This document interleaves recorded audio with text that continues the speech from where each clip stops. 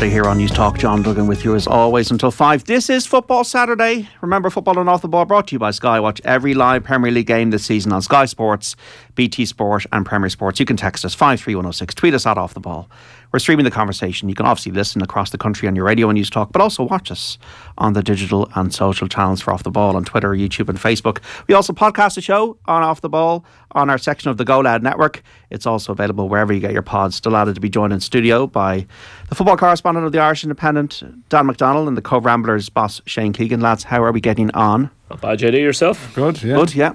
Yeah, can't complain. You were both at League of Ireland grounds for different reasons last night. Well, yeah, I mean, we were both working, but there was a bit more spotlight on Shane. I was just talking to Shane. Like, Shane obviously had a big night on Cobh, but unfortunately disappointing start killed you, I think. Yeah, 3-1 to Waterford for people there. 3-1 to sorry to just remind you the score by reading it out to you. Rejuvenated Waterford. JD, yeah, they've got a new management team in place and they look good. We gave it a right good rattle and we were quite lucky at Woodwork 3 on 3 separate occasions, but they're probably deserving winners, all things in. But no, look, we're still sitting in fourth. We're probably ahead of where we expected to be this time, so it's not too much doom and gloom despite last night. You were at the Dublin Derby. Yeah, I suppose it was good build up, good occasion. On TV as well, Virgin. Yeah, it was on Virgin, first game Virgin have done, and their sort of current guys. I know TV3 back in the day did do some stuff, but it's a long time ago now. And yeah, I mean, I did actually watch some of the coverage when I went home last night as well. It seemed good. And Shamrock Rovers were good. Like, it was Bows were very good for 10-15 minutes. But after that, Shamrock Rovers sort of took control of the game, and what really stood out last night, and like football is about levels, you know, like you'll have like Premier League level, and you know, you'll have people who stand out in the Championship, you know, go to the Championship and they're too good for the Championship. And I think last night was one of those games where you saw Graham Burke and Jack Byrne in particular strolling around the place at times so comfortable. You think, yeah, well, they played for Ireland, and that was the chat afterwards. I mean, they have both played for Ireland. They've both played at a good level. You could argue probably both, you know, should be playing at a higher level with the ability that they have. But in, I suppose, the storm last night, you know, the sort of it's a rancorous atmosphere. It's good. It's tribalistic. But they actually probably rise to the occasion. You know, they were not shy about sort of goading the home fans if things are going their way. But it's more, I think, their bravery on the ball as well too, and they're very good. Neil Ferrugia as well. Excellent. Roy Gaffney, very good. I mean, Stephen Kenny's there. I think Neil Ferrugia is probably, if any player in the league has got a chance of coming into the frame this year, it will be him, I think. And I think Neil Ferrugia is one who, to be honest, if he stays injury free, they'll have proper interest, I think, from overseas. And what's he got in his game then that's making that argument? Well, we played them in pre-season, JD, and like, his acceleration from a standing position is absolutely ridiculous. Like, you know, normally the quick fellas are, you know, by step 4 or 5 they're streaming away from you. His is it's that old phrase of it's like when you're pressing the triangle button in a computer game, you know, that button that makes them go zoom zoom zoom. I was never good at that, I have to say. Athleticism, you know, power, you know, I mean, Shane's been up against it, so he can talk to you about it, but he has all these attributes that Neil Ferrugia, like Stephen Kenny's first competitive game as under-21 manager, the first goal scorer was Neil Ferrugia against Luxembourg. That was, whenever that was, March 2019 maybe. And everyone at that stage, not everyone, but a lot of people at that stage just assumed Neil Ferrugia would go on to play at a very good level. He just has had persistent hamstring problems that have held him back. This is the first run he's got. He was on standby last year. And yeah, I think, as Shane mentions, like, it's just that power, that package. Clubs in other leagues will look at that and go, look at his CV. Okay, he hasn't been away. You know, he looks to have all these raw materials. Yeah, we'll have a look at him, and I think he's got a chance, Shane, doesn't he? Yep, he definitely does. He's just you just can't deal with him. Like, you can't come up with a game plan to deal with somebody who does that well, because he's not just pace, as you say. He's got some. So if you do stand off, he'll just put in a great delivery. Yeah. And his goal last night was very, very good as well. Like, he's well able to head a ball. He takes an awful lot of boxes, and there's no doubt clubs are definitely circling. It's just the end product is the thing sometimes with him, but also 600 points in his leaving cert. Yeah. What is that the maximum, or I think the higher level maths? Well, I think he got whatever the maximum is. He got it. Wow, you know, and like he's got a degree in God, is it biomedical science or something? Like very, very intelligent fella, you know. So he is all that in the back pocket now and fully able to concentrate. Bringing back all the CAO scars, I have to say, in my mind. I mean, I think, listen, I'm not going to denigrate the experience. I think the whole CEO thing was ridiculous, right? I mean, like, Leavenstar's basically a memory test, but he's got a good memory, Neil Ferrugia, and he's also very intelligent, and he's got a good chance as a footballer, more to the point. David Connolly, how are you? I'm good. How are you guys? Yeah, good to talk to you. You're watching a bit of Man U 2, Everton 0. It seemed like a pretty routine. Yeah, I thought Man United were brilliant, weren't they? First half, probably a bit wasteful, you know. I think Anthony, great recovery tackle from Ben Godfrey, but I think probably Anthony should have scored, and that was as comfortable a 2-0. Everton were a bit better second half, weren't they? They gave it a go. But I thought United first half were terrific. So, probably puts Newcastle under a little bit of, pressure. Not pressure, but, to go and win again against Brentford. But, yeah, I thought United were outstanding. So United up to third now. Newcastle had such a good week, didn't they? They beat Man United and then they won during the week 5-1 at West Ham. This is not the game Everton are going to be surviving on, though. Everton will be surviving on games at home that they get results out of. David? Say that once more, John. Everton will be today's the day that Everton will not be surviving. They'll be surviving on results at home when they get the crowd behind them and they can. Well, yeah, I mean, I think this was always it's always a difficult game, right, for Everton going to Old Trafford. But the home games, they've got Everton, Fulham coming up. After that, Newcastle at home, so they're not particularly easy games, you'd say. Then Man City at home, and they end with Bournemouth. But by then, you just don't know where they'll be. So. The home form is one thing, but if you look at the games they got at home, they're not particularly easy. That's the only thing. Yeah. So he's brought Sancho back into the team, Erik ten Hag, and he's left Weghorst out. A new defence as well. Harry Maguire is back in today, David. Yeah, and I think they all did well. I mean, Sancho had the nice little pass into the box to McTominay, who finished it well, and I think he touched on, which a lot of people you have to take in consideration, right? What was it? 3 games in 6 days or something like that. They're not machines. That's why at United you have that squad, isn't it? That you can freshen it up and bring fresh legs in. So look, we saw Newcastle do that the other day. That's why United have the squad. Those lads came in and I thought they were really, they were really, really good. So a decent 3 points at home. Make no mistake. Man United 2, Everton 0 a result. Villa 0, Forest 0. All these games have just kicked off at 3 o'clock. They're all goalless. Brentford against Newcastle, Fulham West Ham, Leicester Bournemouth, Spurs Brighton and Wolves Chelsea. And there's already been a set to between Christian Stellini and Roberto De Zerbi on the sideline. I think before the ball was even kicked. Yeah, I don't know what was going on. I just looked up and De Zerbi was poking his fingers into his Stellini's chest, and Stellini seemed to be throwing his arms out, kind of as much as say what. I don't understand what you're so aggravated at, but yeah, De Zerbi was very, very irate and went back for seconds again. So he did when somebody just kind of tried to take him away from the situation. So I don't know what the hell has gone on, JD. Very, very strange one. Have you ever had aggro before the game? Like the customary handshake before a match. Is there ever any sort of sledging in that point? No. Look, it has got fiery during games and the very, very rare occasion after, you'd assume. But even that's, well, I've found it rare enough that even there's that much aggro after a game. You get it on the odd occasion, but for it to kick off before a game starts, you're just really interested to know what the hell prompted it. Like what made that spark? It's a strange one. Yeah, I feel like I want to go into their respective CVs and see is there some kind of overlap at some stage in their past where, like, maybe through Italy, that's what I'm thinking. I don't know. Is there maybe people will be on top of this? Like, is there something that happened many years back? But you would have thought they would have thrashed it out before meeting on the sideline before the game, if it was an issue. So who knows? The way that in the Premier League they always talk about the bottle of wine afterwards. Was that ever a thing in the League of Ireland? Like a bottle of wine? Safely said. Hang on, it was down in Wexford, to be fair, Mick Wallace. Well, sorry, bottle of wine and spaghetti bolognese was the done thing after a game. John, that's for sure down there. But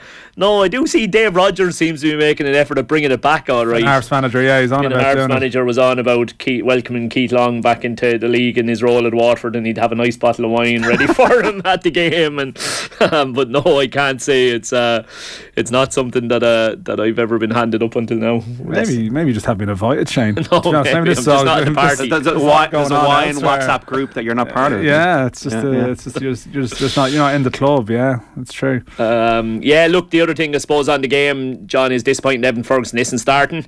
Oh, that is some goal, son. What a strike. My God, what a finish. Go on, Sonny. I mean, I'm spending Saturday afternoon watching a Spurs match with two Spurs fans. Oh, I didn't think there was enough curl on it initially. How has he entered that much? It's like you've taken the wrong turn and walked into that Sky fan zone studio. It's like, how the hell do I get out of here? I'll be completely professional. I won't, John. Just in case anyone doesn't know what happened, Spurs have just scored a goal against Brighton. Well, I was letting say Keegan take actually the moment. Yeah, my God, what a strike. Want to describe it or just sort of just celebrate? It's a typical Son goal, I suppose. He picks it up in that area just to the top right hand corner of the 18-yard box, just outside it, and he just puts bend on it. I thought it was going to curl just outside the post, but he's managed to get a huge amount of whip on it. Goalkeeper doesn't have a chance in hell. It's an outstanding goal.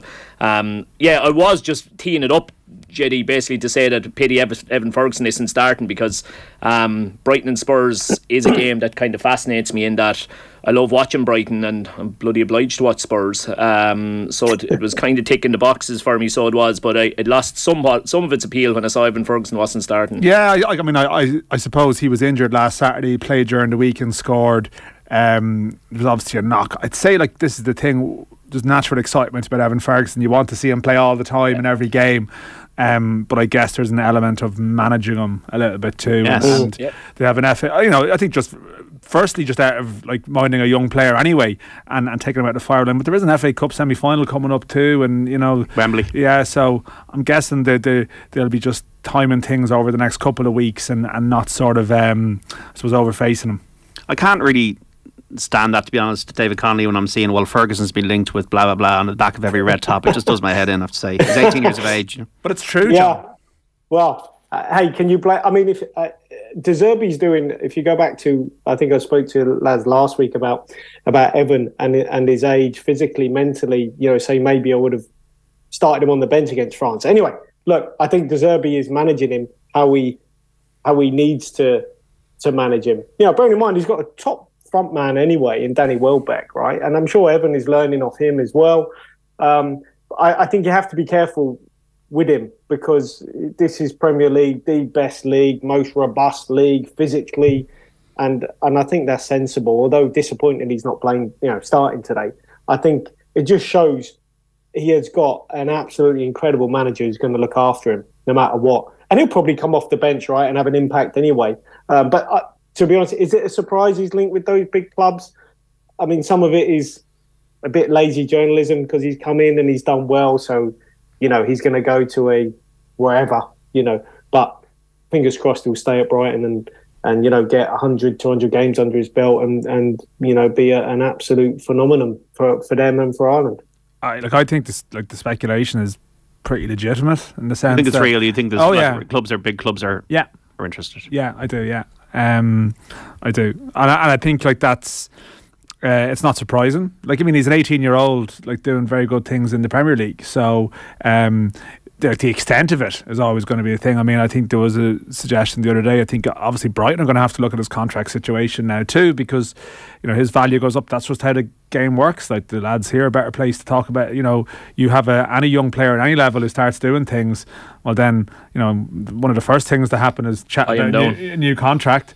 And the second thing is that any big club, any super club, is probably, they hire people whose full-time job is to do their recruitment, and they're going to have to be on top on the movements and the situation of an 18-year-old at a Premier League club who hasn't signed this big new contract yet that presumably he will. So, I know, I think there's sort of informed enough chat doing the rounds that the interest from these, the big clubs that have been mentioned is true. David, maybe you discussed this last week. I'm not sure when you were last. What age were you when you made your Irish senior debut? I think I was 18. I think I was 18. How did you find the hype and the kind of frow around you at the time? Because I can honestly say I do remember standing outside the old Lansdowne Road waiting for the team bus to pull up to try and get this man's autograph when I was 16, 15, 16. You would have been 20, 19, 20. 19, 20. It was something like that. I mean, look, I think at that time, we don't get me wrong, I'd come across Mick in youth football, because in those days, when you're a first team manager, right, you would go and watch the youth team games, because the youth team, you never know who was coming through. So at Millwall's youth team, I remember they had Ben Thatcher at the back, and I played against Ben that day, and Mick was watching. And I guess it was a more innocent time in those days, right? The manager would go and watch the youth team, blah, blah. So maybe, the process of getting into playing for the first team in Ireland was it was a little bit easier in those days, as it is now. Obviously, there's the radar. We know all the players from all the age groups coming through, whether they've got a great-grandfather, whether there's lads playing in Italy now. We've got lads going over to various Italian clubs, blah, blah. But anyway, in those days, as an 18, 19-year-old, probably wasn't an abundance of attackers, so you're on the radar. And look, you are in the microscope, big news, because you're hoping someone to come through. As it is, Robbie came pretty quickly up behind me. But I think for Evan, there's make no mistake, like a bit like Robbie, that you don't want a false dawn. Not saying I was a false dawn, but in some ways, the absolute highest level, there's no doubt Evan is that, like Robbie was coming through. And there is all the evidence behind, I saw a clip this week of Evan scoring a similar goal. I think it was about 12 or 14 or whatever, So, the evidence is there, right? You can back it up. And I don't think he's going to be one of these that is like a Michael Owen, maybe, who's amazing at a very young age and then peters out. I can only see Evan's trajectory going in an upward, and also I don't want to keep repeating myself. I think he is working under the best coach. I think this guy is up there with a Guardiola. I mean, I have talked to lads working under him.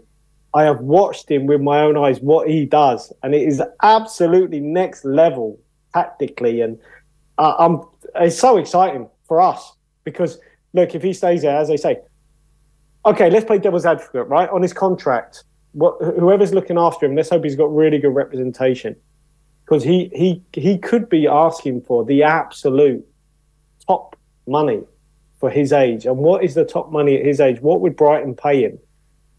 What would they pay him? What can he command now? He's in a very strong position for a contract, which you have to get right, and you don't want to undersell yourself. But by the same token, you could be playing under the best coach, and his game is just going to come on.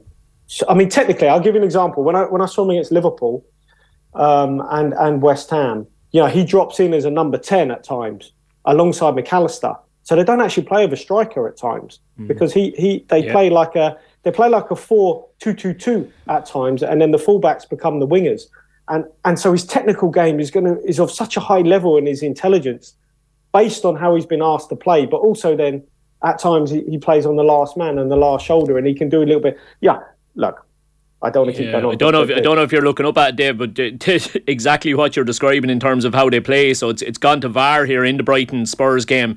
Matoma has scored a goal in exactly the manner that you're talking about, where the centre forward pulls out, and then it's Matoma or Sully March that kind of runs into the centre forward area at the last second. And he's scored a goal. Is it allowed? Yeah, so there was debate over whether was it controlled with his arm or not, and it's gone to VAR. It'll only take half an hour, lads. Yeah, no, it seems to be delayed. He's not celebrating, so it looks like it's been disallowed. Yeah, it's been disallowed. The other thing, just that Tottenham leading 1-0. The other thing, just to pick up on, as Dave was talking there, because it is funny. Dave was saying he's not sure who represents him. So the world of agents in Ireland, it's they really do operate right across the different spheres, Jeddy. So I think it's Dave Barber, am I right? Yeah, who's part of a wider group, but yes. So Dave Barber will be one of the people representing Evan Ferguson in that conversation when it comes to contracts and wages and all of that kind of stuff. I mean, I had an argument with Dave Barber at the start of the season as to whether one of his young lads was going to get 50 quid a week or 75 quid a week off of me.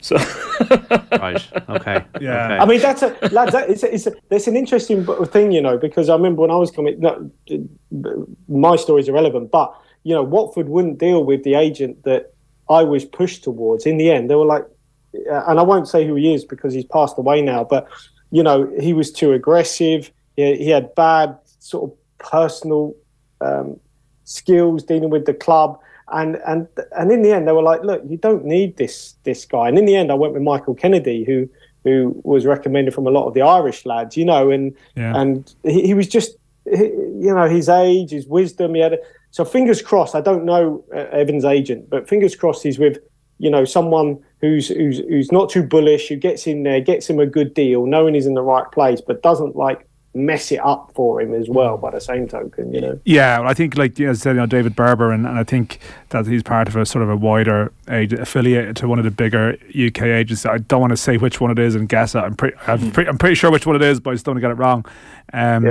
But it's one of the bigger ones, so I wouldn't be that worried. And also I think as well, you know, his dad Barry would obviously be involved big time as well too. And I From a Coventry player. Yeah, exactly. Yeah, and sort of well known, works for the FAI. You know, League of Ireland player, knows a lot of people in the game as well. So I think he'd be sort of a big part of anything that's going on, even in terms of, I think, people trying to speak to him or whatever. Wouldn't be shocked if he was sort of involved in some shape or form too. So did you see the golf with Rory doing the interview with the earpiece in? Yeah. Yes. Yeah. And fascinating, because it brings you back to, you know, this is where Evan, I guess you could touch on, and you know, they've got to manage the amount of coverage he gets, you know, all that sort of stuff. Fingers crossed he you know, you don't, because obviously it didn't work out for Rory, right? People saying, well, should he have done the interview and focus on his game, and they pick up what he said and pick faults in that. Everything Evan's done in the media, he's come across brilliantly. Did you see the interview with Evan this week? Yeah. It's very good. Talking about Haaland. They're talking about Haaland. Apparently, for goals per minute, Ferguson is second to Haaland in the Premier League. And Ferguson says with a wry smile, wait till next season, give me a full season after. Very good. Yeah, you love it. Very good. I mean, I think, David, like, the thing is, and you've experienced it, you had your move to Holland, and I think, like, I'm guessing there's a point where, I don't know, like you I don't know what, you check your bank balance one day and there's more there than there ever was before. You know, I remember, like, Stephen Bradley is the Shamrock Rovers manager, who went to Arsenal as a kid, and he spoke about how, like, one day again he put in his ATM card and he saw a balance and he just, like, he couldn't grasp it, and he struggled with it. And I'm guessing Evan now, like, I don't know what his next contract will be. I'm guessing his last one was pretty decent, but I mean, I'm guessing this one is going to be you check your online balance or something. It's going to be like, wow. Well, like, can you remember, like, the moment where you, isn't it? Sorry. I know what you're getting at in terms of. I have to be honest. I mean, I laugh at this. I remember Damien Duff, like, he made a few quid or whatever. He didn't know what to do with it, and I think he told us a story where I think his mum looked after his money, managed his bank account. I'm not even sure he had a bank card. I don't know, but he got pulled over by the police because he went to Halfords, I think, and just bought a car registration plate and put 9 Duff on it and thought that was all right, and just driving around with it. Now I guess I'm BBC, but Evan will have more than enough money to ever, so the money is one thing, but it's really, I guess what I'm getting at is, when I went and I got a big contract, I've got to be honest, I've driven like 2 cars in my life or 3 cars. That the bits around, didn't really concern me too much. I've got to be honest. Like, you didn't buy a Rolex, David, no? Well, I wouldn't say that. I think I might have, but all the other bits, I mean, you get kind of, you just got to be really focused on your football. And I guess Evan is very, very focused. And I don't think it matters if they made him the top earner. Say he was on, like, he won't be the top earner. Say he'd be closer to about 80, 90 grand a week. I don't know. Incredible money. But why couldn't he? He might get 60, 70. Well, we're just talking telephone numbers now, but why not? And that is the sort of rate, though, to be honest, that he should be looking at, because, you know, he's had that impact, and it might be structured differently, but, you know, we're talking massive money. But it looks like it wouldn't affect him, and hopefully it doesn't. There's tales, I think, Craig Bellamy, you know, this week. It's very sad. Yeah. Bankrupt, Yeah. I mean, you know, financial advice. Fingers crossed that he gets, you know, maybe he gets like Duffer. You know, he gets his you know, family or whatever to look after the money or whatever. So and Tony Bloom is turning his radio down there as you're giving Evan Ferguson 80 or 90 grand a week somehow, David. Well, I'll tell you, I mean, like, I don't know, I think Aaron Connolly did okay at Brighton. I think there was, like, then he wanted to get that, so was that big contract, and then the chat then would have been in that sort of 25-30 region, and what Evan Ferguson has done is above and beyond that. And he's, you know, even a year or two younger than Aaron was at that stage, and certainly there's reason to believe he's going to get better. So yeah, and you have natural Premier League inflation, wages even in a short period of time as well, so you never know. But it shows, like, that financial advice and those people around you. I remember, like, I'm doing a piece with Nathan Collins' dad a couple of years ago, David, again, like Evan Ferguson, David, an ex-professional footballer, you know, and knows the game, and they were put, like, he was in the Stoke first team at 17, youngest captain of the club, but I think he basically was getting a version of pocket money, you know, in the sense that there was money being put aside from those contracts that if it didn't work out and he came home, you know, there'd be a deposit for a house there or something from his football. And, like, those things matter, you know, the advice you get from people. And said, like, you know, the game is littered with tales of people who've had fallouts with people who manage their finances and all sorts of things that happen. And that's why, like, you know, it's so exciting what's happening at the moment, but there's probably all sorts of people ringing you up, or ringing people up and asking you to sign this or endorse that or something. And it's, well, 6 months ago, were we talking about Evan Ferguson this way? It's been quite meteoric. I think, like, well, I think it's been there, and it's been there in the background. Was it not there though as well with Troy Parrish to a degree? I feel like, you know, it was, but Troy Parrott was probably, and I went over and I covered Troy Parrott playing against Colchester for Spurs, and I think the Troy Parrott thing was an Irish player playing for a top six club, and there was something about that, and like, that was there. But I suppose with Troy Parrott, it was based on the idea of what he was going to do. Evan Ferguson is based on what he's actually done, and I think that's actually like the substantive difference with it. Now, it's true that, like, you know, that, like, 2020, I posted during the week that goal he scored for Bows, his last game for the Bows under 17s. I mean, at that stage, like, all the chat around the game was very, very positive, and also not just ability but attitude, which is a big thing, which not always the case with every young player you hear about. And, like, it's maybe 4 years ago, like, if you talk about Frank Lampard being back, Frank Lampard's first game as Chelsea boss first time round was when I think that friendly against Bows, wasn't it, when Evan Ferguson come on. That's 4 years ago, so he's had a little bit of noise around him for that long, but maybe that's in a certain, there's like a class of Irish football fan who are obsessed with every young player coming up, and you keep hearing they're all going to be brilliant, like Danny Crowley's going to be brilliant, or, you know, people that haven't even seen play are going to be brilliant, but there's one or two that have been on the radar for a long time. Do you not think on Troy, because I went to the Tottenham game, they were playing, I think they beat Burnley about 5, right? Yeah, a few seasons ago. The game Son scored the goal in, yeah, right. I was at that game. I was working on that game, and they were so far in front, right? And I think Jose brought on Troy for like 5 minutes at the end, and you just think he's at the wrong club with the wrong manager. Regardless of whether you think he can be X or Y, let's put that to one side. You know, if you're up by 5, you know, to me, if you really want to give the young lads a chance, you get more than 5 minutes when you're 5 whatever up against Burnley. Whereas you just think that Brighton, in comparison, with their manager, as I say, and the player. Don't get me wrong, the player, but he's just at the right place. So fingers crossed he stays there for a period of time. And young Andrew Moran is at Brighton as well too. I'm mentioning this now because we're going to be talking about him within 12 to 18 months in proper terms. That's a great club for him, and he's a player we're going to be talking about a lot in the coming years. Okay, got to take a break. But Frank Lampard, we'll talk about him in a moment. They've gone behind. Wolves 1, Chelsea 0, Mateus Nunes, and a Fulham 0, West Ham 1. Crucial goal for West Ham after what happened during the week. An own goal by Jack Harrison in that one for West Ham. So, no, Harrison Reid. I was getting mixed up. Leeds is Jack Harrison. Harrison Reid is Fulham, isn't he? So all the Harrisons and Harrison Ford. Yeah, back after this break with Football Saturday. Dan McDonnell of the Irish Independent, Shane Keegan, the Cobh Ramblers manager, and the former Republic of Ireland striker David Connolly. If you want to get in touch with a text, you can on 53106. And you're welcome back to Off the Ball Saturday here on News Talk. John Duggan with you 3 to 5. This is Football Saturday. Remember, football and Off the Ball brought to you by Sky. Watch every live Premier League game this season on Sky Sports, BT Sport and Premier Sports. Text us 53106. Tweet us at Off the Ball. We're streaming the conversation. Listen across the country on your radio and News Talk. Watch us on the digital and social channels if you'd like as well. For Twitter, YouTube and Facebook. We also podcast the show on the Off the Ball section of the Go Loud network, also available wherever you get your pods. Joined in studio by Dan McDonnell of the Irish Independent, the Cobh Ramblers boss Shane Keegan, and on the line by David Connolly, the former Republic of Ireland striker. 1-1 now, Spurs and Brighton, lads.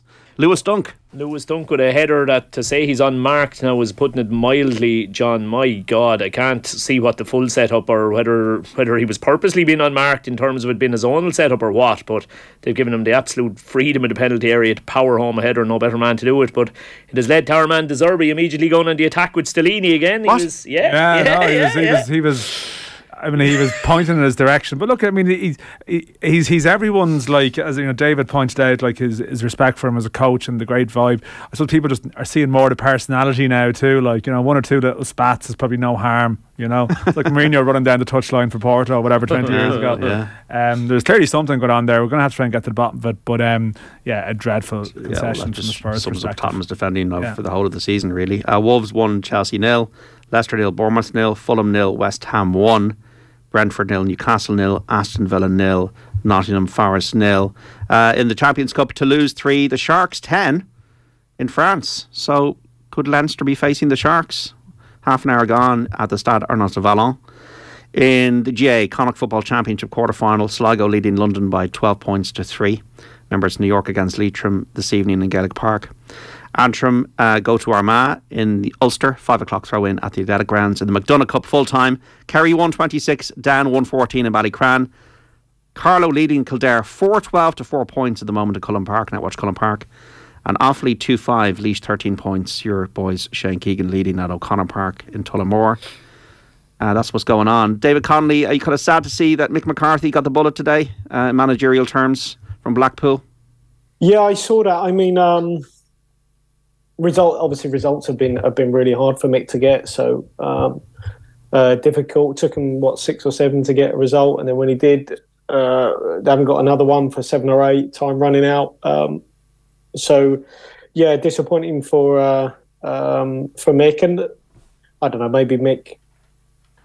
I'm not saying he's thinking of calling it quits as a manager, but I don't know. Maybe it's not like him to walk away about a fight, so maybe he just feels that, you know, that might be. I know some other managers that I've worked with, for example, Kenny Jackett. I think he's decided, being manager now is not for him, so he's director of football at Gillingham, for example. I just wonder whether Mick will go back in now. I don't know. That might be it for Mick, it didn't go well at Blackpool. I think it's a really difficult task.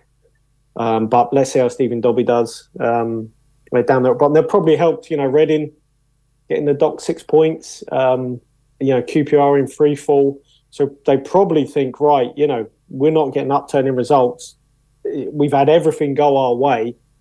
We'll need to change something, So that's what they've done. He said less clubs than I thought. I would have thought he'd had a lot of clubs. Not that many clubs. Millwall, Sunderland, Wolves, Ipswich, Nicosia, Cardiff and Blackpool. Yeah, I would have had it in my head. I think the point is more so that how much time has he spent at work in that period. I think like his longest spell out maybe something like a year. That's I'm not sure between the most recent gigs. Actually, that wouldn't be that long at all between Cardiff and Blackpool. I think that was the thing. When he went to Cyprus, it'd been a while. I think maybe after Wolves, he took a little bit of a break or something. So, more like long stay. I mean, the Wolves was a Wolves was a long stay. Yeah. I wouldn't have thought it was that long. He was out of it from 20. Oh no, sorry, I went international. To I went to. No, the point is, there definitely hasn't been anything longer than a year, pretty much in it. So there is that thing. I was watching the goals going in yesterday, on Sky Sports News, and you got Mick McCarthy, and Cardiff was a big game for them because Cardiff were a team they were looking to catch. There would have been a point behind Cardiff, I think, if they'd won that game, and they've ended up whatever. They're miles behind them, or something like that. Anyway, they were within touching distance. But then you see Huddersfield have won at Watford and Neil Warnock. Neil Warnock was supposed to be done, and he's come into that firefighting job. You see Roy Hodgson doing what he's doing. Won his first game, yeah. And there is this class of manager who are on call. They're there for you. There's obviously an element of an addiction with it, but I think it would make you see the statement today. It's officially mutual consent. We have his quote in it. They're sort of professional football men. They know the game. No, but I'm not saying that in a sort of in a to be sort of flippant about it. It's more a case of you go in, you do the job, if it doesn't work out, you shake hands and you say good luck. Exactly. And next movie. That's it. He's basically a less glamorous version of Carlo Ancelotti. That's who it reminds me of. It's just such a there's no tears or anything. It's sometimes it works out, sometimes it doesn't, sometimes it works out for a period of time before it doesn't, and that's how it works. Off you go. Even with the Ireland gig and the handover to Stephen Kenny, which was obviously emotive, and remains emotive in some ways for people to be close to Mick. But again, probably would have wanted the 4-year deal. Things happened, it changed.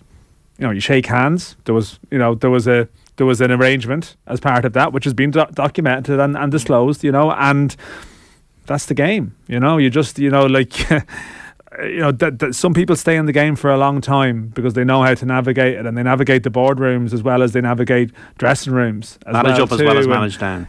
Steve Bruce. Somebody some people who are always get jobs. Who Steve Bruce had multiple jobs, and people have been in the game forever. And then the flip side, you'd have some people, like Roy Keane would speak about it almost irate at all these people in the championship who get 6, 7, 8 jobs, 8 chances, and yet other people that get one and they're done. And on that, Dan and Shane. Sorry to cut in. I mean, you as well, and Shane will know this. Your reputation is really important as a coach or a manager. If people know they could employ Mick if in need, and know that he's not going to screw him to the wall for a payoff. He might be more likely to get another chance.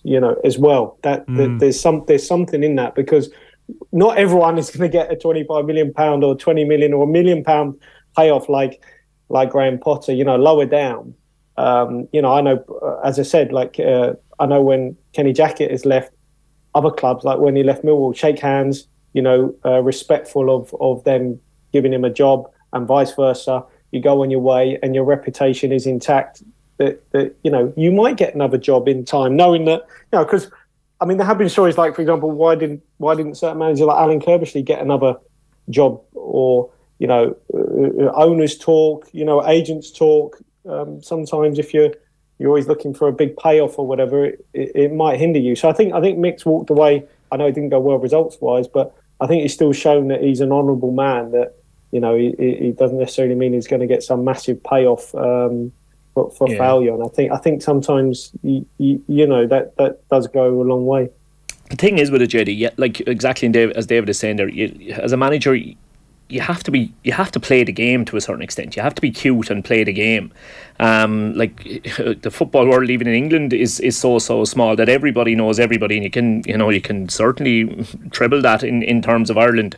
To give a practical example, I would have interviewed for the Cobh job when I was out of work about 4 years ago, I'd say thereabouts. And the interview process went very well, to an extent whereby we actually were discussing a deal for me to go in. And as that conversation was being had, the caretaker manager at the time, he went on an unbelievable run of results. I actually remember going down to one of the games because I thought, I'm going to be managing these next week. I need to go and watch them this Saturday night.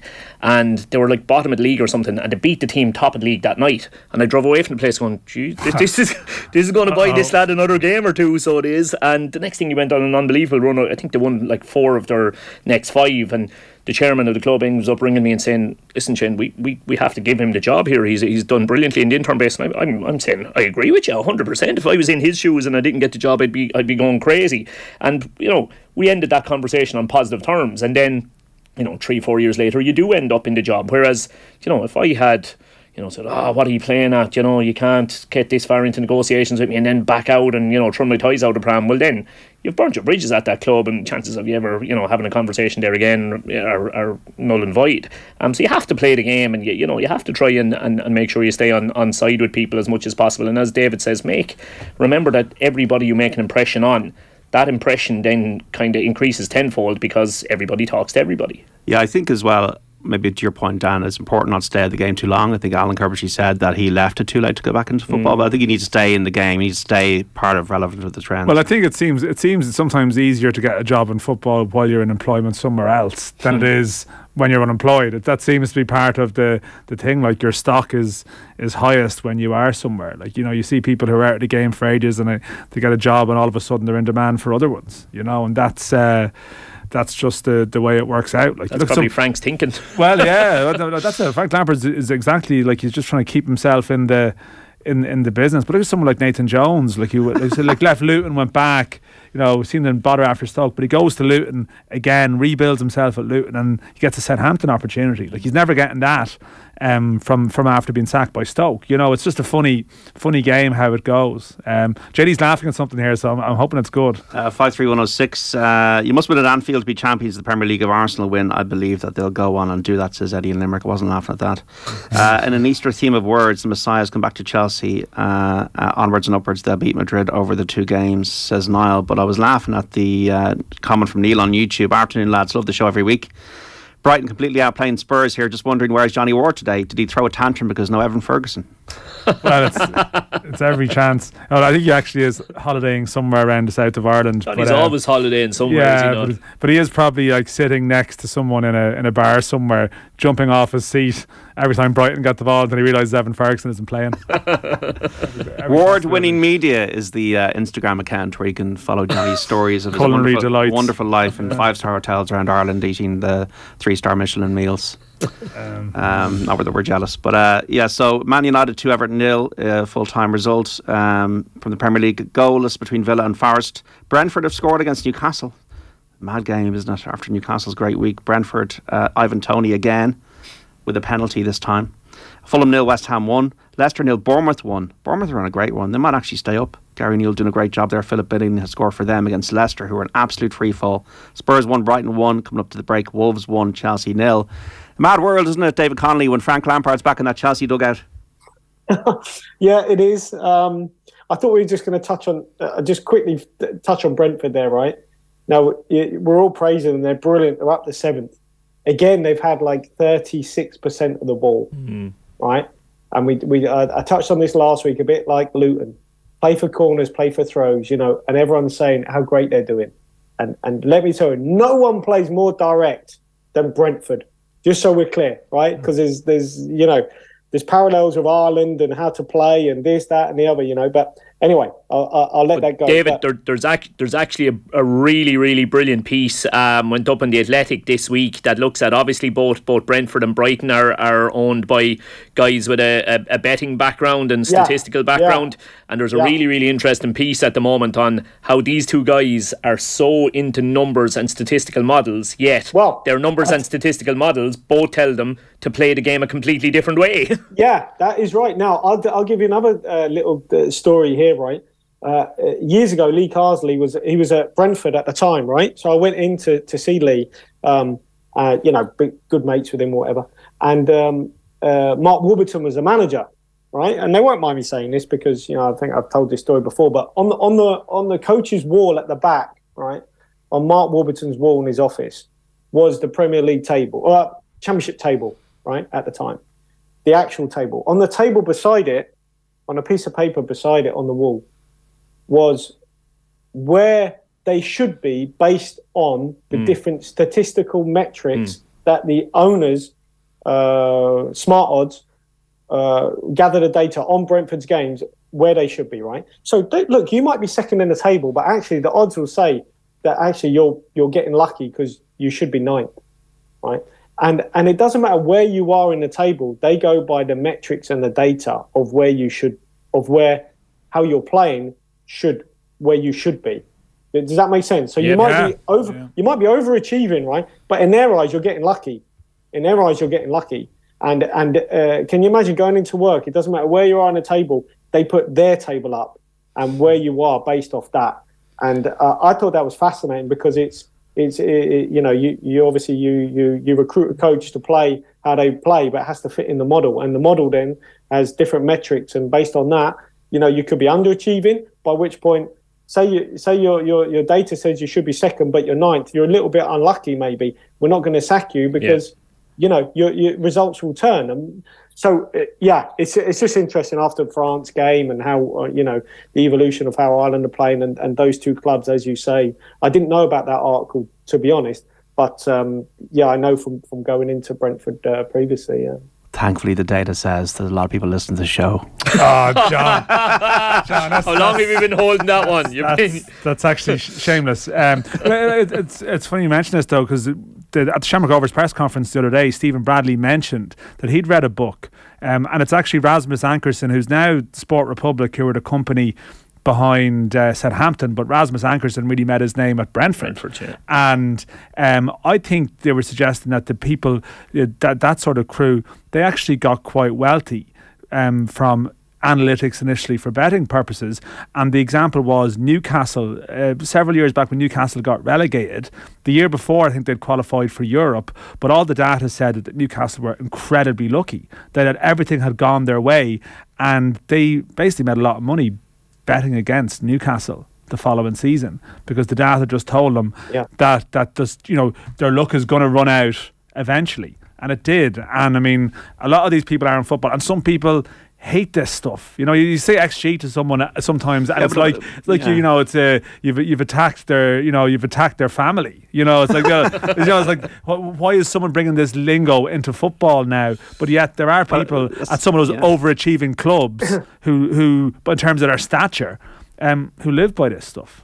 It's like don't hit shots from outside the box. So the World Cup, we would have seen very few shots from outside the box. Surely the data's got something to do with that. But it's infiltrating everything. Like I was listening to you on the panel as I was driving up along, and one of your guests was on saying that you've got so many counties now who their managers are saying you're only allowed to shoot for a score from what they regard as a 90% percentile success rate. Like, that's the data again is dictating where they're allowed to shoot from. It can go both ways. I mean, like we talk about Ireland there, and this is the thing. Like, remember Ireland drew at Ukraine.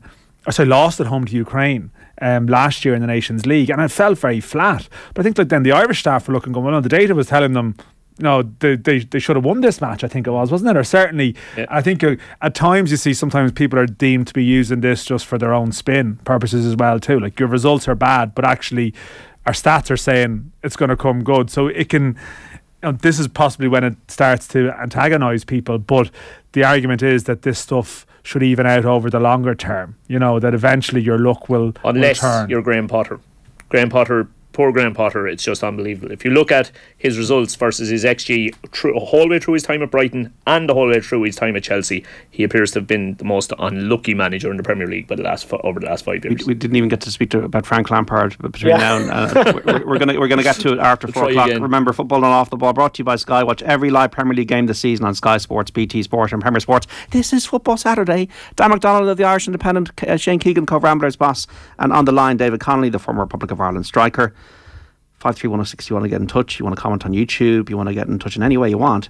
Aston Villa 0, Forest 0, half time. Brentford 1, Newcastle 0, Fulham 0, West Ham 1, Leicester 0, Bournemouth 1, Spurs 1, Brighton 1, and Wolves 1, Chelsea 0. And Scotland Celtic beat Rangers earlier on by 3-2.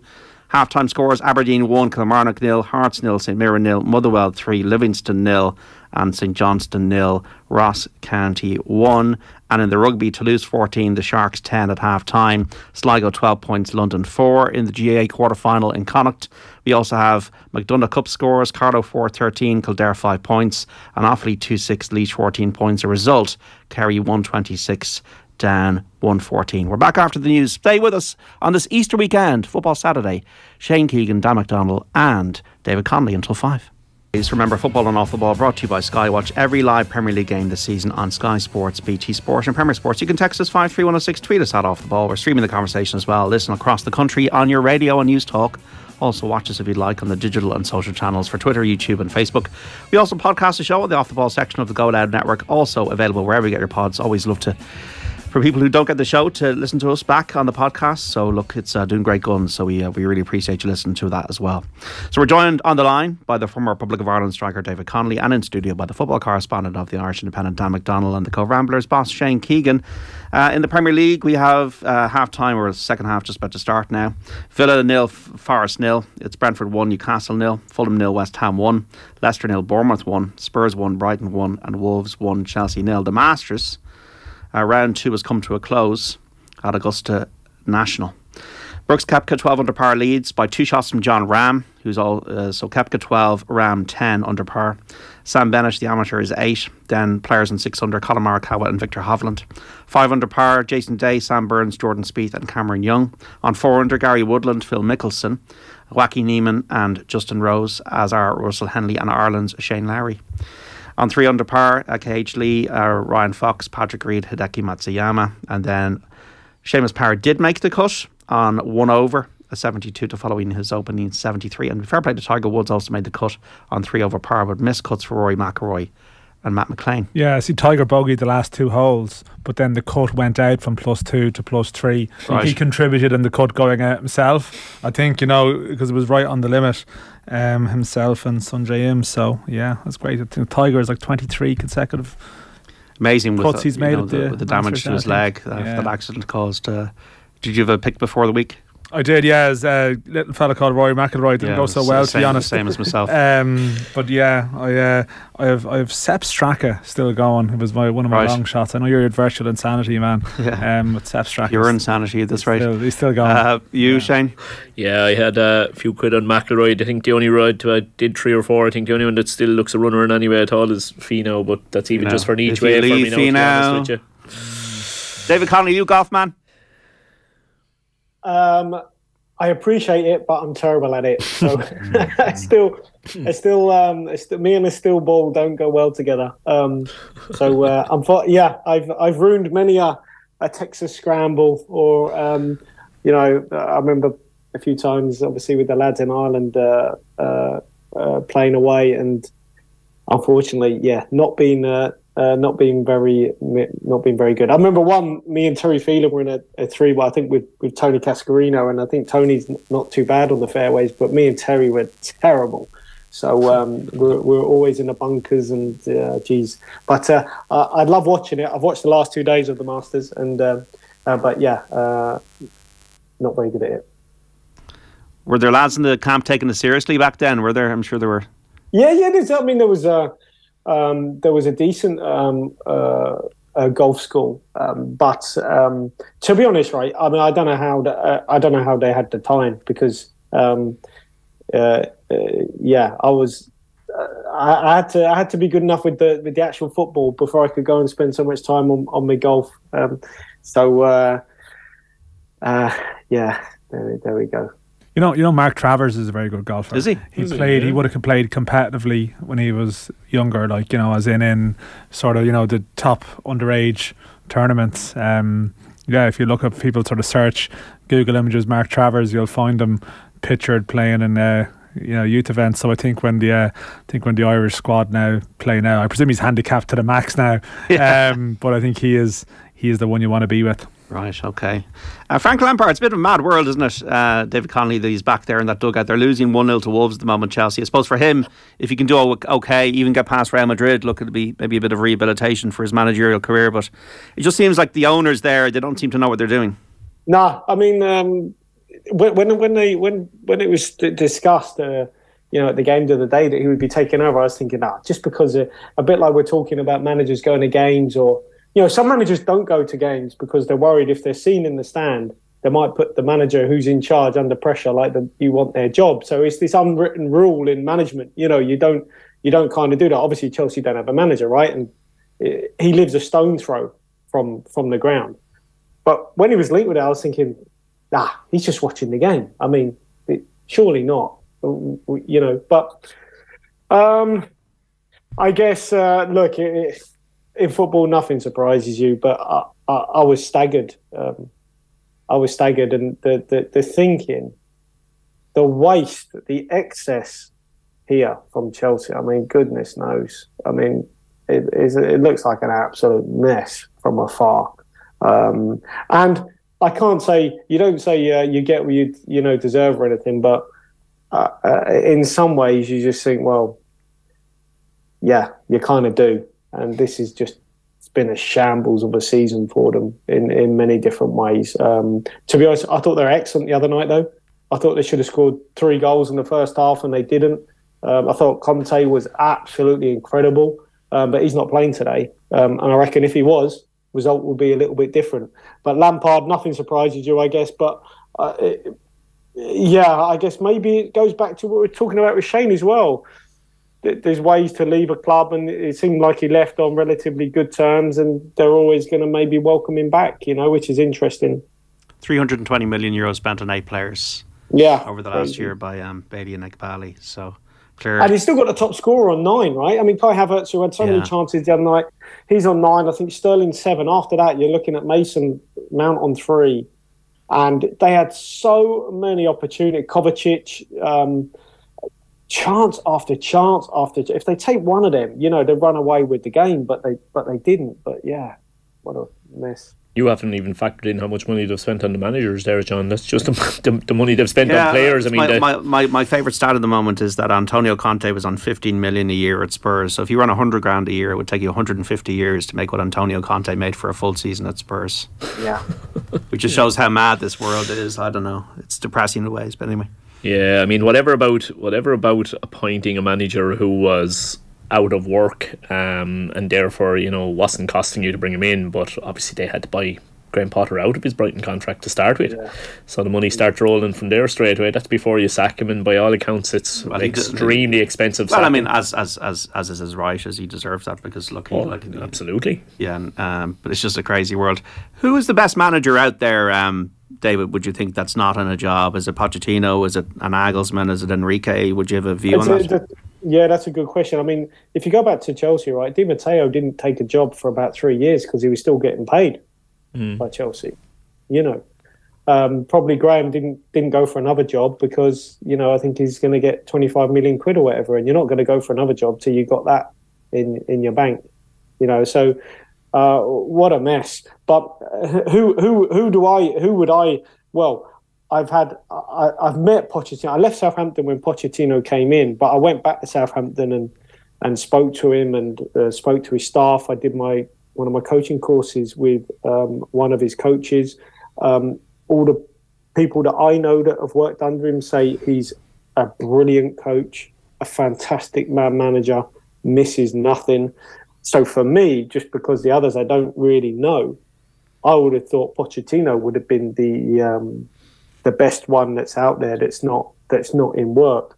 But I doubt he would take something on for 6 or 7 games. And obviously Chelsea just want someone for 6 or 7 games because they're probably looking at what else is out there in the summer.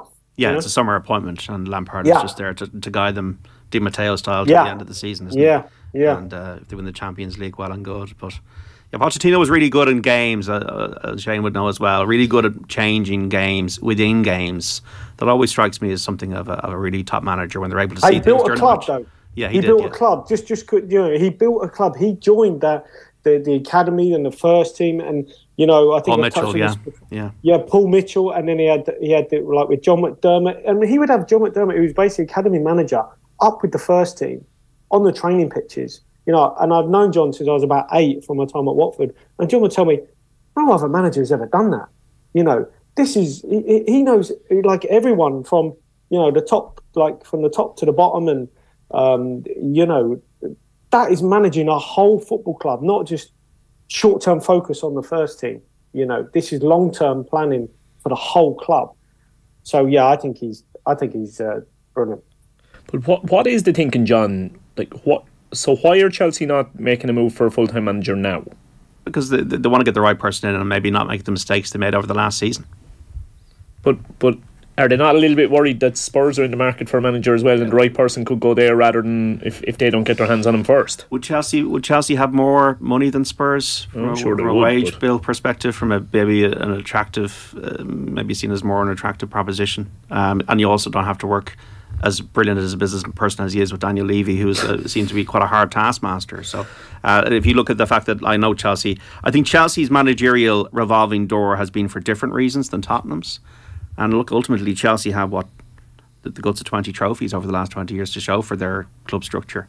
I know it's obviously different now, the Roman Abramovich is gone, but Tottenham have got one trophy. Yeah, I'm just looking here at the markets. Like the top three in order for the Chelsea job are Luis Enrique, Julian Nagelsmann, Frank Lampard as the next permanent appointment. Top three for the Tottenham job are Brendan Rodgers is the shortest price, Pochettino, and Nagelsmann. So Nagelsmann is the one who crosses on both. I don't know. The Spurs one genuinely intrigues me in that I do think all four of the names in the market there that I'm looking at, Brendan Rodgers, Pochettino, Nagelsmann, Potter, like any of those four would intrigue me, to be honest with you. I think Brendan Rodgers is the one that would have maybe most kickback, in that a lot of Spurs fans wouldn't want Brendan Rodgers, I reckon. Pochettino is probably the least intriguing in that we pretty much know what we're going to get. Whereas I do think Graham Potter is going to be a success at his next club. I do. I think he's been unbelievably unlucky. I like almost everything I read about him, and I think I can definitely see him being successful at the next place he goes. So that one would certainly, as a Spurs fan, appeal to me as well. Nagelsmann is, exciting in ways, but I would say he's a bit more along the line pragmatic along the lines. If we're screaming for fancier open football, I'm not 100% sure he'll give that. But yeah, looking both managerial situations is going to be really, really interesting to see what way both clubs go. Just looking at the table here, the live table for the Premier League, and Aston Villa have just taken the lead against Nottingham Forest, and Bertrand Traoré has scored again, and Villa are 7th at the moment in the table. So David Connolly, he's a proven winner, Unai Emery. I know it didn't work out necessarily at Arsenal, but proven winner. Yeah. I mean, it's interesting because these managerial changes, you go back to when Wenger was leaving Arsenal, and people felt that, Arsenal missed the boat by staying loyal to Wenger, and then they got Emery. Emery didn't work out, but boys, he worked out at Villa. He's had to do a little bit of shuffling around. I think in terms of, settling on Ollie Watkins as his front man, not trying to accommodate Coutinho, Buendia, Ings, Watkins in the same team, because the amount of times I saw Villa, and they really lacked legs, energy, and that comes from, I think, Steven Gerrard had a lot of playmakers in the team. He had a lot of technical players, but maybe not quite the balance right with doing the hard yards. I mean, they start games so well, Villa. I don't think anyone scored more goals in the first 15 minutes than Villa, this season under Emery. So they come out the traps flying, very high intensity, and he is an incredible manager. Attention to detail, as everyone's been saying, and I think things like 25 mil on Luca Digne, which was a Gerrard signing, but Moreno coming from Betis. He's put his own mark on the team without huge changes, just personnel and how they play. So he's done brilliantly. Danny Welbeck has scored for Brighton. They lead now 2-1 away to Tottenham at the Tottenham Hotspur Stadium, and almost like a goal on the break here. I'm just looking through it here, lads, and yeah, I'm looking up. Yeah, Danny Welbeck just on the edge of the area, turns inside, and then just Lloris again. Lloris again for Tottenham. It's a somber studio. Yeah, it was a more. I was just checking something else there, and there's a goal. It's like, well, there's no excitement in the studio. It's clearly a Brighton goal. It's not even Danny Welbeck's goal. It's a Brighton player hits. It's going to go to somebody else. Who's this running across him? Watch. There we are. Yeah, McAllister. Yeah, McAllister. Yeah, and he still should save it, under John. the body I know of it's Hugo deflection, Lloris. but he still should save that. That just kind of sums up where Tottenham have been. Definitely won't be in the Champions League this season. So at the moment, Newcastle equalised away to Brentford. So Newcastle. Brentford missed a penalty as well there. So Joe Linton with the goal for Newcastle. Definitely hit his hand. This will be disallowed. Aston Villa 1, Forest 0, Brentford 1, Newcastle 1, Fulham 0, West Ham 1. It's Leicester 0, Bournemouth 1, Tottenham 1, Brighton 2, subject to VAR, and Wolves 1, Chelsea 0. Southampton kick off against Manchester City at 5:30 in Scotland. Celtic beat Rangers 3-2 earlier on. Aberdeen 1, Kilmarnock 0. Disallowed. Hearts 0, St Mirren 2, Motherwell 3, Livingston 0, and St Johnstone 0, Ross County 2. The mood will be exactly as the same, where there will be no kind of celebration of this disallowed goal by Brighton. It's Tottenham 1, Brighton 1 in the Premier League. Disgusted at your let off. Celebrate that. There you go. Elsewhere in sport today, just a word on Tom Cannon, scoring lots of goals at the moment, Dan. Yeah, we spoke about Troy Parrott earlier on, and I suppose Troy Parrott at Preston is in the shadows now of Tom Cannon, who's on loan from Everton. He came on for Everton earlier in the season. He's Irish under-21 international, probably under the radar maybe in an Irish underage international context, because COVID probably deprived him of maybe his under 19 year, and probably isn't on the radar as much. But he's scored about 5 goals in a short series of games. Shane we were just looking at the goals against QPR yesterday, 1 header and 1 finish, and just I've chatting to a couple of people who've worked with him. Like, he's very much a sort of an off the shoulder striker. He's a sort of it's not necessarily that he doesn't have a good all round package, but it's that his attribute is he's a goal scorer who's a bit of a predator, and again, I mean, he's scoring at championship level on loan from a Premier League club. Everything pales in comparison to Evan Ferguson now, but if Evan Ferguson didn't exist, if he was not around, Johnny Ward in here. Here we go again, lads. Look, we'd be very excited with Tom this Cannon. is just crazy stuff today. What's going on in the Spurs Brighton game? If this was a bar, one of them would have been thrown out by now. But you just can't get rid of them because it's a football match. It's getting heavier. Stellini just standing there completely still, and he's looking finished with it by the looks of things. And De Zerbi just going mad here in the Spurs Brighton game. So it's been going on at the sidelines since the get go, and it's really. It's funny stuff here, what's going on. Newcastle have scored, subject to VAR, 2-1 away to Brentford. So they were 1-0 down to Ivan Toney's penalty, and Joe Linton and Alexander Isak has got the second for the Magpies. So that's a good turn of events for them. The suggestion is that there was comments made before the game in the press conference by Stellini. I'm not sure if this is the case. I'm sort of trying to read it up. I think in the pre-match press conference, this may not be the reason for the scrap, but this is something that did happen. That Stellini was asked about De Zerbi during his pre-match press conference and said he'd benefited from the work done by Graham Potter.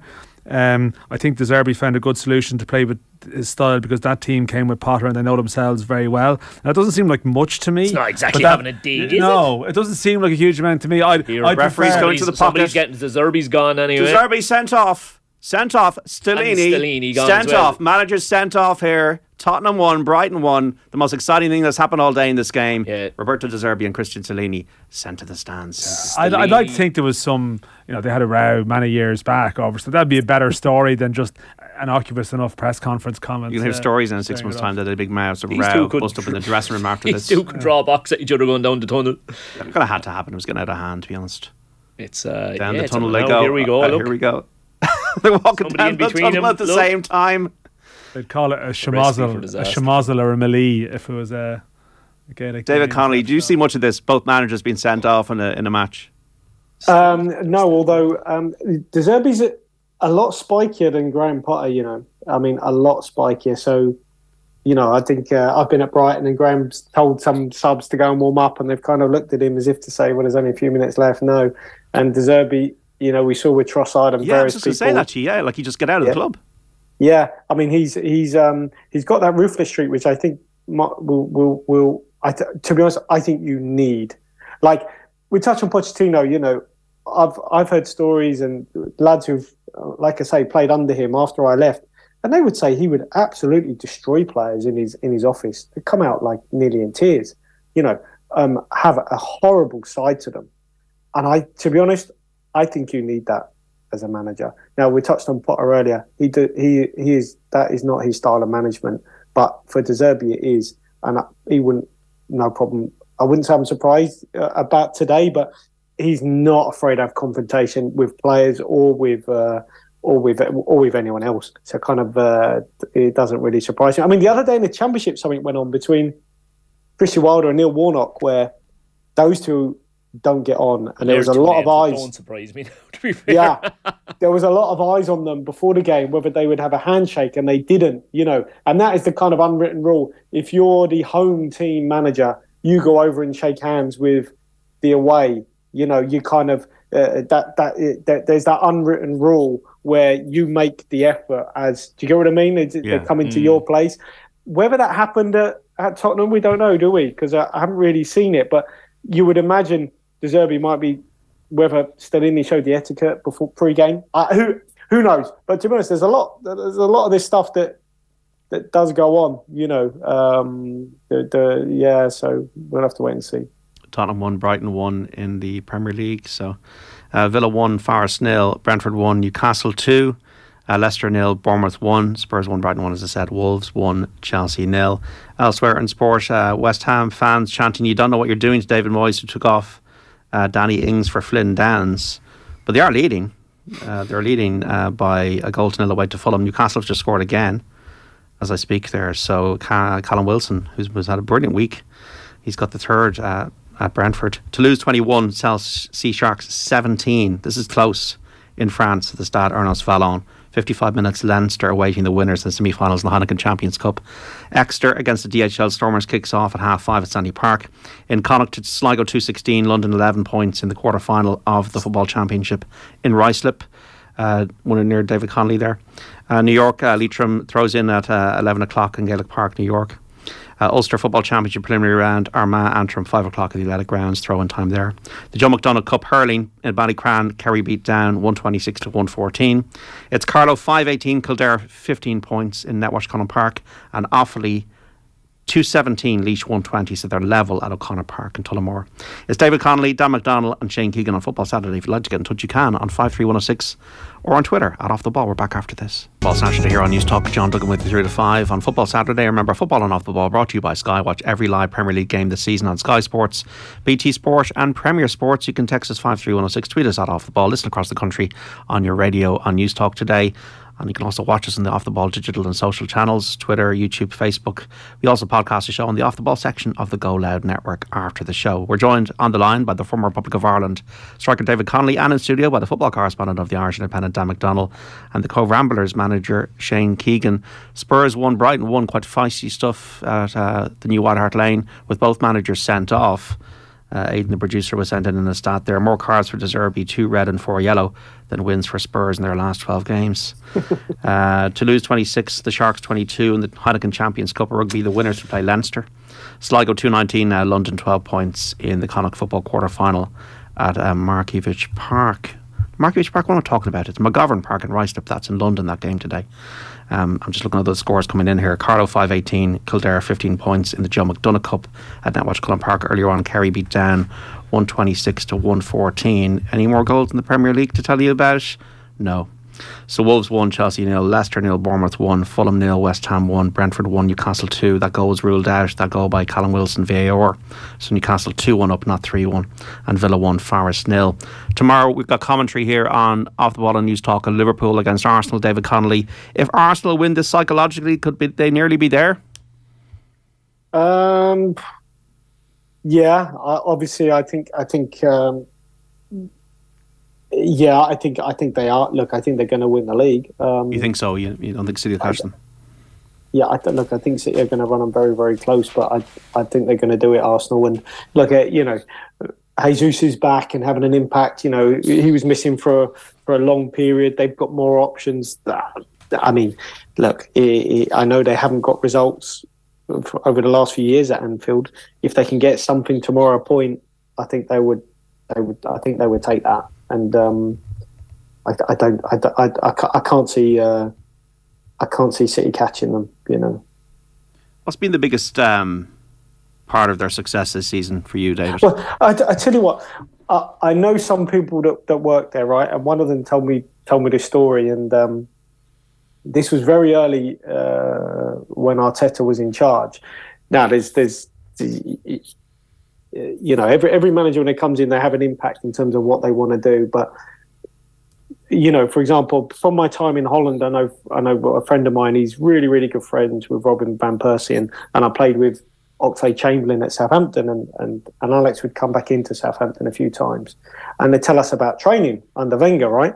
And he'd say, at Southampton, everything had to be done well. You had to come in, do your gym work, do your prep work. Everyone was on time, and he'd tell stories about Wenger and I heard the same from Van Persie. Sometimes lads would come out, say after 10:30, right? You got to be out by 10:30. Can you imagine under whoever, Roy Keane or someone else, coming out late for training? I mean, you'd be absolutely killed. Arsene Wenger, completely different. Lads, if they came out a bit late, it was a very relaxed atmosphere.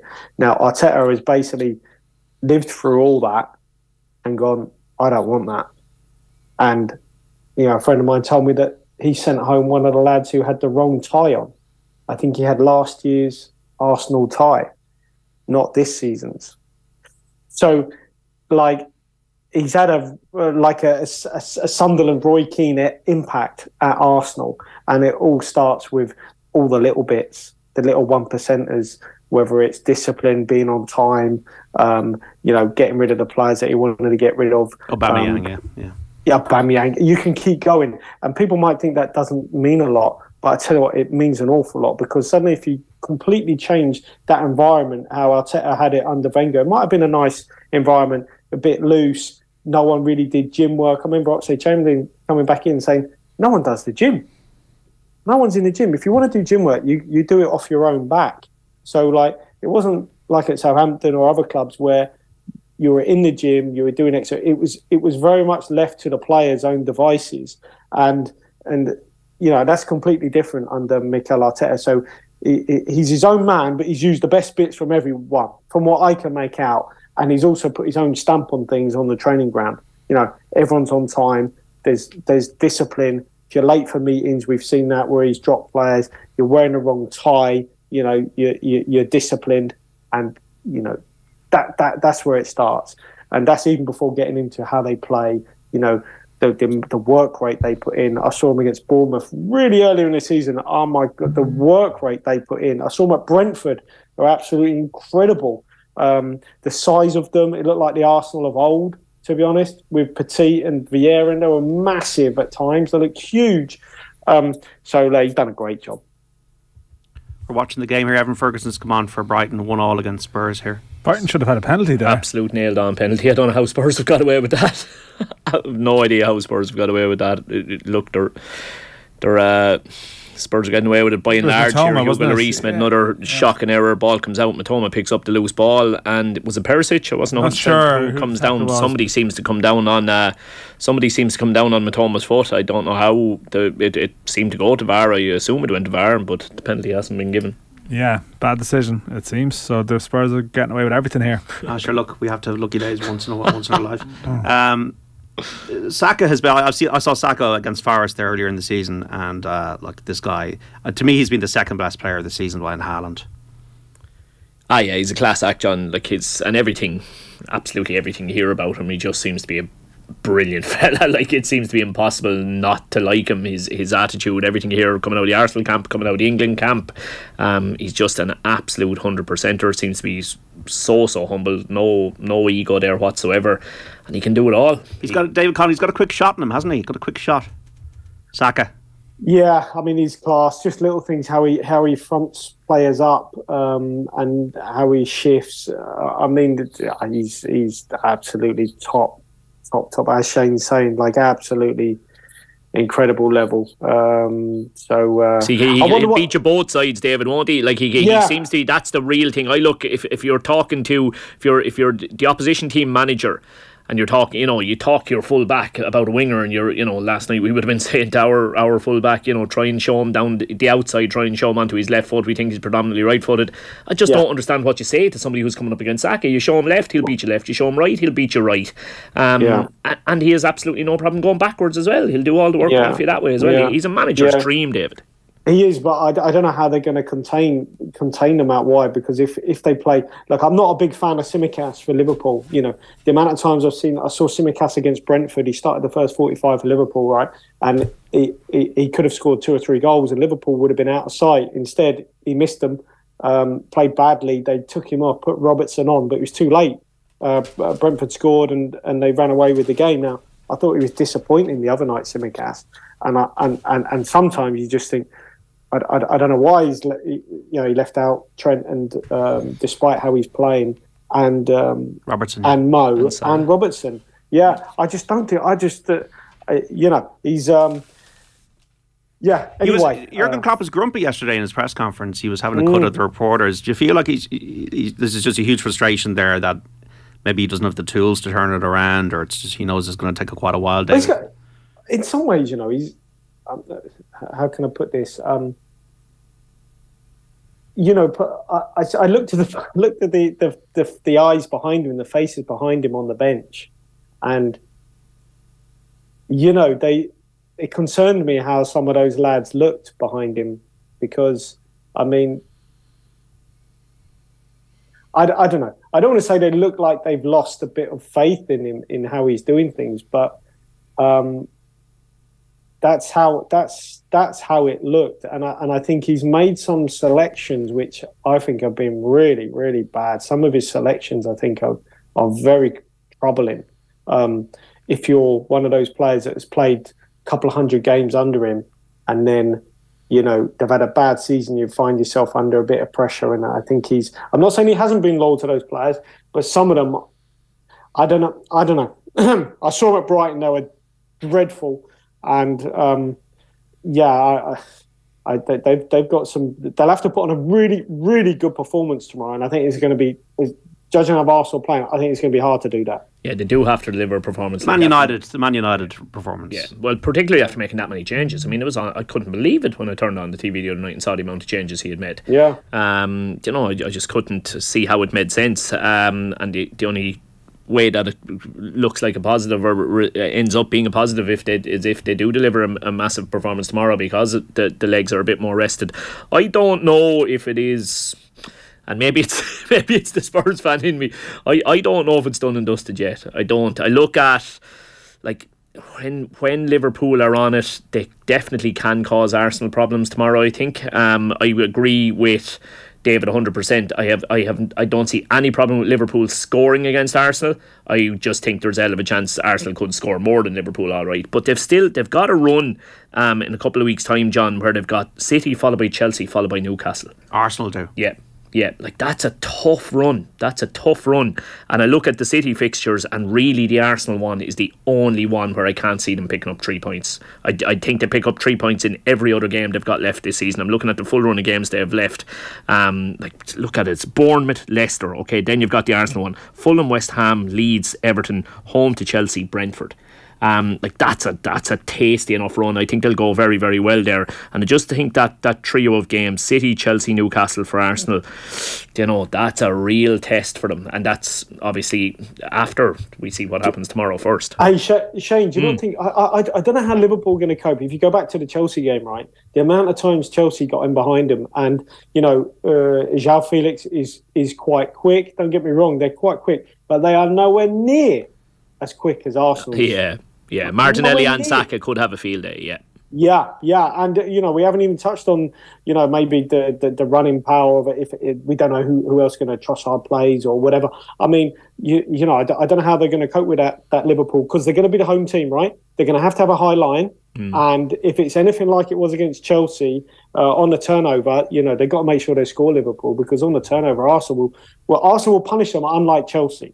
Harry Kane has scored for Tottenham 2-1 against Brighton, so they look like they were losing this, so now they're ahead. Yeah, they've certainly. It's a good team move It's a good team move. I mean, they've had the luck with that penalty incident a couple of minutes ago, and I can't imagine it's done much for De Zerbi's mood wherever he is at the moment. He's in a padded cell probably at this stage. But they've, it's a good break down the right side. One or two quick passes, and Brighton. Højbjerg is a great pass. Brighton end up sort of all four defenders drawn towards the 6 yard, towards 6 yard box, and Harry Kane, of all people, is free. So yeah, he took a bit of a tumble in the celebration. I'm not sure if it was that a tribute to his performance earlier in the week, but either way, he's happy. 23 Premier League goals this season for Harry Kane. That was poor stuff from Harry Kane during the week, wasn't it, David? Did you do much of that in your career? No. Just on Kane, right? I think Evan is like a Kane, in terms of his play, and I think he can be that player. Just while we're on it, but. Look, on the Harry Kane one, there's no way I would want someone putting their fingers eye gouging me. It wasn't an eye gouge, was it? Well, he put his fingers in his eyes. Certainly from one of the angles from behind, and look, he might have made a meal of it. I understand that, but you shouldn't be putting your hands to. I'm at Sunday League football for kids the whole time. The game last week nearly had to be abandoned with a referee, and the more stuff these kids and these coaches and parents see off TV, the worse it gets. So you shouldn't be raising your hands to anyone, no matter what. I don't care what Sean Dyche says. Doucouré should have kept his hands down and certainly don't stick them in his eyes. And I thought Sean was a little bit cheeky with what he said in terms of an eyelash or whatever, but yeah, it's just. Because I'm sometimes at grassroots and see a lot of kids and I see stuff going down. This kind of stuff does filter down. You should just keep your hands down to Doucouré. That's what I think. There was a song about keeping your hands to yourself. Remember we played it at the time of the Thierry Henry handball. Yeah. Back in 2009. Yeah, so I quite like Seamus Coleman though. That's kind of like sums up Seamus Coleman's always never going to let you get away with it. Went over to Kane and just kind of gave him the Johnny Sexton run and O'Gara treatment. It was a bit like Alfie Inga Haaland to Roy Keane, wasn't it? Running over and chatting in his face when he in different context when he was down, injured, but different context. But yeah. Yeah, see McTominay giving Coleman a kick earlier on as well. Right. The ball was in the ground. Coleman was having a word. McTominay just wasn't even listening to him. Yeah, he was just refused to acknowledge Coleman in the midst of it. It was Coleman gets his fair share of arguments. Yeah, he does. That's for sure. I think he's getting in more arguments this year. It feels like the grumpy old man. Yeah, I think he's probably getting a little bit. But I mean, come on. If like how many years at Everton would make you that grumpy? To be fair, I think I could give him a pass. Nearly as grumpy as you are now, sitting beside two Spurs fans. I'm not grumpy. I'm more sympathetic for you, to be honest. In the Premier League, it is Aston Villa 1, Forest 0, Brentford 1, Newcastle 2, Fulham 0, West Ham 1, Leicester 0, Bournemouth 1, Tottenham 2, Brighton 1, and Wolves 1, Chelsea 0. What were the other talking points out of last night then, Dan, in the domestic game? Yeah, well, I suppose the big talking point was Derry losing at home to Drogheda, because I think from the Shamrock Rovers perspective, okay, I've probably been in here and saying it elsewhere. I mean, Shamrock Rovers didn't win their first 6 matches. The stats were telling them that things were going to be fine, probably been backed up by that. They've gone and won away against their, two of their main rivals in Dundalk and Bows, but I didn't see them making 3 points on Derry last night. And now you have a situation where Shamrock Rovers, they're 7 points off top, who is Bows, but they're only 4 points behind Derry as well. And the perception would be like Derry have had a good start to the season and Shamrock Rovers maybe haven't. And there's now 4 points between them. I mean, Drogheda were down to 10 men for a good portion of that game. And Derry couldn't get the job done. Now, I mean, it might just be one of those nights that they did a disallowed goal or two. There's that artificial surface in the Brandywell, which I don't think suits Derry, and their home record isn't particularly good. And if you're going to win a league, you need to make your home ground a fortress. So, to me, that would be probably the main story out last night. The Dock lost to Sligo Rovers, bad for them, very good for Sligo. St Pat's turning the corner a bit. Shell struggled against UCD, but you are looking at that title race and thinking that Derry need to probably just keep that gap between themselves and Rovers that they had built up. And now you have Derry Bows on Monday, and it's a very big game. All of a sudden, Shamrock Rovers are home to UCD. They're going to win that, so all of a sudden everyone in Tala is pretty happy with life, I think. Yeah, well, look, it's straightforward again. Just kind of using the markets almost as a reference point. Before a ball was kicked yesterday, Derry were favourites to win the League of Ireland. This morning, Shamrock Rovers are now back to being favourites to win the League of Ireland. So they are, and look, it was only a matter of time, Dan. It really, really was, and I would be amazed if anybody with any sort of sanity at Shamrock Rovers was pressing any panic buttons whatsoever, because it was just such a strange kind of anomaly of actions and games and incidents that had stopped them picking up the points that they should have been picking up, and the quality they have is, as you were saying it from the start, Jack, and everywhere all over the pitch. It's there's I know I keep saying, but they have a sub bench that would start at pretty much any other team. Every single player on the sub bench would start at pretty much any other team in the league. And again, the underage talent, ridiculous. They played our 19s down in Cobh last week, John, and oh my God, they're just the talent they have at underage level. The video was sent on to me to get a look. So we had a couple playing down just to get minutes from the senior team, and you're watching them and they're outrageous. Were they all 19 age group, or were they any 17s? There's a few of the younger fellas thrown in as well. Because just curious, with this under 17 European Championships coming up in May, and you've got 4 Shamrock Rovers players in that.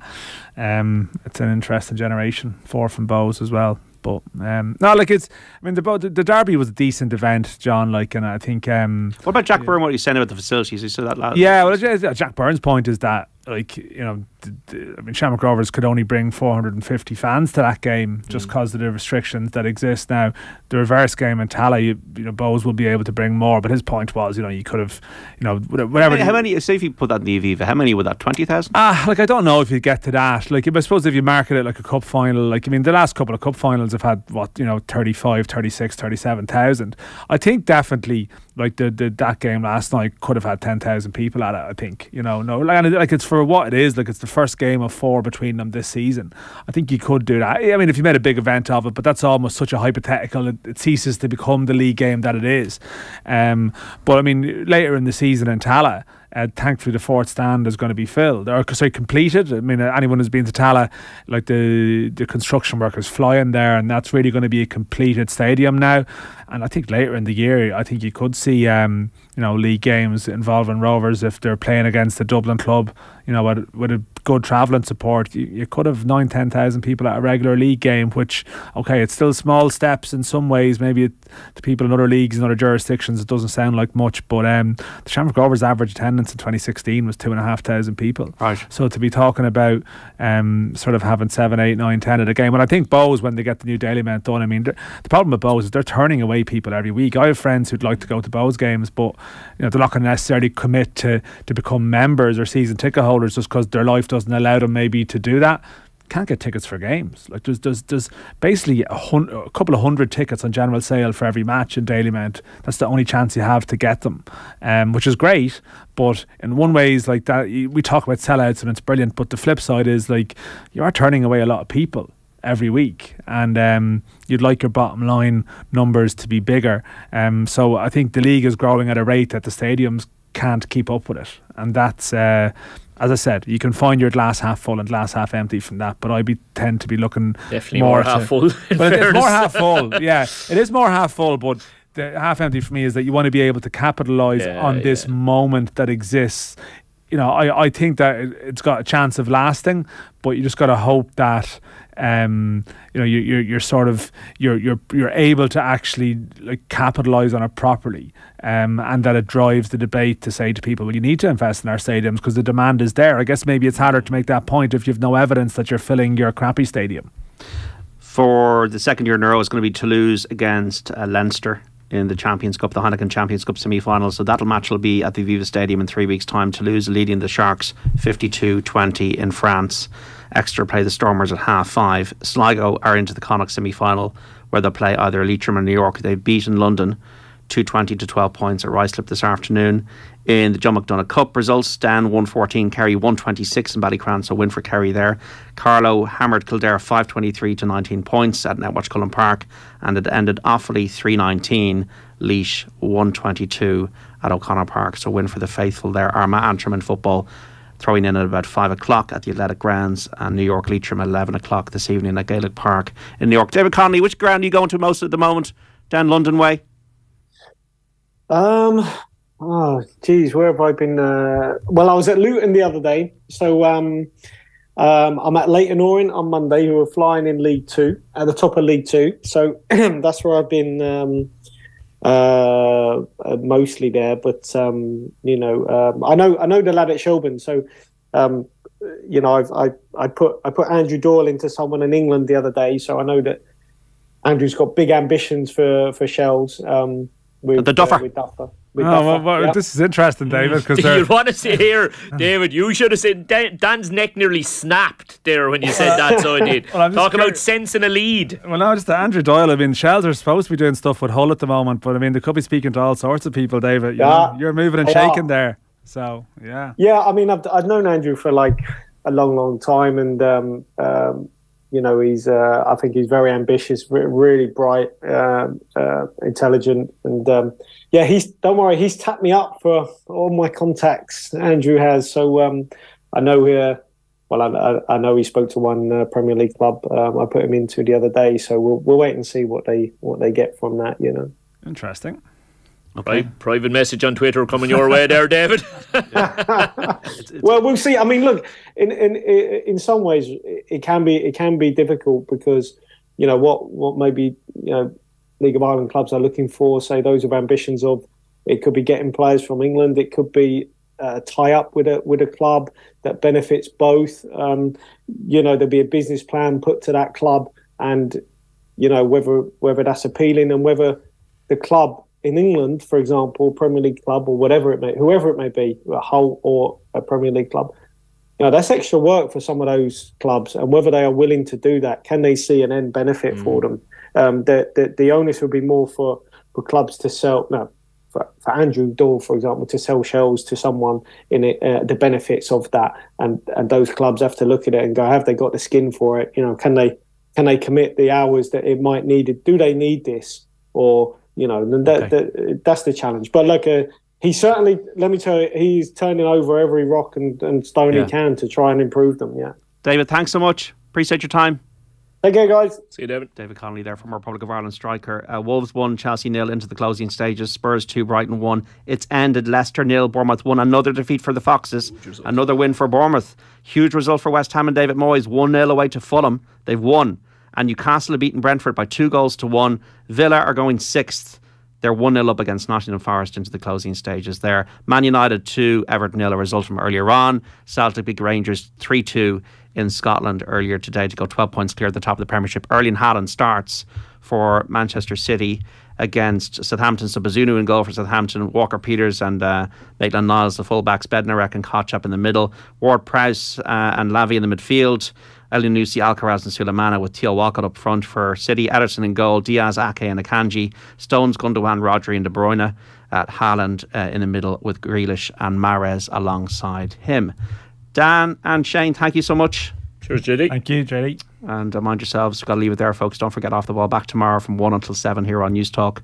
We'll have all the updates from the Masters, and also we will showcase 2 live and exclusive Premier League commentary games for you. First up, Richie McCormick and Brian Kerr describing the game between Leeds and Crystal Palace. Then Stephen Doyle and Keith Tracy will provide the call on the game between Liverpool and Arsenal, that showdown with so much on it. We'll also have reports and reaction from the GA Football Championship match involving Mayo and Roscommon, with Tommy Rooney down there with Keith Higgins. The Hurling League decider between Limerick and Kilkenny will also be covered, so be sure to tune in tomorrow from 1 o'clock with Aidan Delaney in the chair. If you missed any of OTB Football Saturday with David Connolly, Dan McDonnell and Shane Keegan, or any of our Football Championship preview with John O'Mahony, Pillar Caffrey and also Alan Mangan, you can be able to find the podcasts on the Off the Ball section of the Go Loud Network, or be sure to listen back wherever you get your pods. Have a great Easter weekend, folks. Thanks for listening to us on your radio across the country here on News Talk today, and hope you can tune in at 1 o'clock tomorrow. We'll speak then. Bye-bye.